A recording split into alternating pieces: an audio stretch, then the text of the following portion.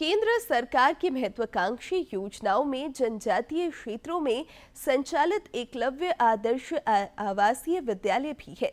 खूंटी जिले में संचालित इस विद्यालय में पढ़ने वाले विद्यार्थियों को सभी मूलभूत सुविधाएं निःशुल्क उपलब्ध कराई जाती हैं और एजुकेशन किट भी मुहैया कराया जाता है।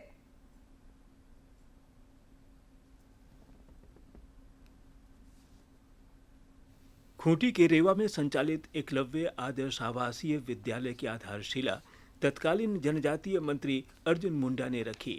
विद्यालय भवन निर्माण का कार्य पूर्ण होते ही विद्यालय में शिक्षण कार्य प्रारंभ कर दिया गया।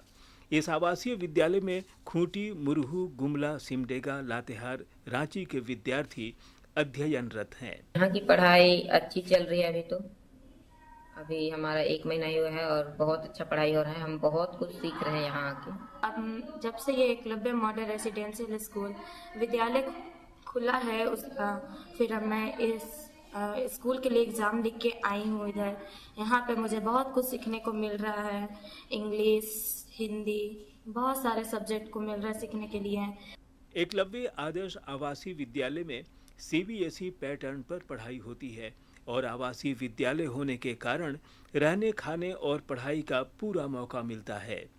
प्रधानाध्यापक और शिक्षक ने बताया कि यहाँ के बच्चे मेहनती हैं और विषयों को समझने में दिलचस्पी रखते हैं। यहाँ पर बच्चों को सारी तरीके की शिक्षा दी जाती है। कौशल विकास की शिक्षा हो गई, और क्योंकि ये सीबीएसई बोर्ड, इसलिए यहाँ पे मोस्टली सारी चीज़ें इंग्लिश में होती हैं। तो अभी सारे बच्चे, क्योंकि सरकारी विद्यालयों से आए हैं जहाँ पर हिंदी में सारे कार्य होते थे, अब यहाँ पे हमें इंग्लिश में सारी चीज़ें बतानी है, तो हमें उन्हें सारे बेसिक्स उन्हें समझाने पड़ रहे हैं। और बच्चे अच्छे हैं, वो जल्दी पिकअप कर रहे हैं। केंद्र सरकार के जनजातीय कार्य मंत्रालय की ओर से संचालित एकलव्य आदर्श आवासीय विद्यालय के संचालन से क्षेत्र के आदिवासी और जनजाति बच्चों का भविष्य उज्जवल बन रहा है। पूर्व सांसद प्रतिनिधि मनोज कुमार ने कहा कि स्कूली बच्चों को विभिन्न तरह के खेलों का भी प्रशिक्षण दिया जा रहा है। स्पष्ट है कि इसमें जनजाति बहुल क्षेत्र के बच्चे बच्चियां प्रत्येक ब्लॉक में, जैसे एक स्कूल में 480 बच्चे एक साथ अध्ययनरत रहेंगे और ये निःशुल्क, पूर्ण रूप से निःशुल्क केंद्र सरकार के अधीन है। और इसमें जूता से लेके, किताब कॉपी से लेके, स्कूल का जो ड्रेस होता है, सारी सुविधा। इसके अलावा इसमें खेल की भी अलग अलग प्रावधान है। वहीं जिला समाज कल्याण पदाधिकारी डॉक्टर प्रमोद राम और एकीकृत जनजातीय विकास अभिकरण के निदेशक आलोक शिकारी कच्छप ने कहा कि एकलव्य आदर्श आवासीय विद्यालय जनजातीय बच्चों की शिक्षा के लिए उपयुक्त शिक्षा का केंद्र बन गया है।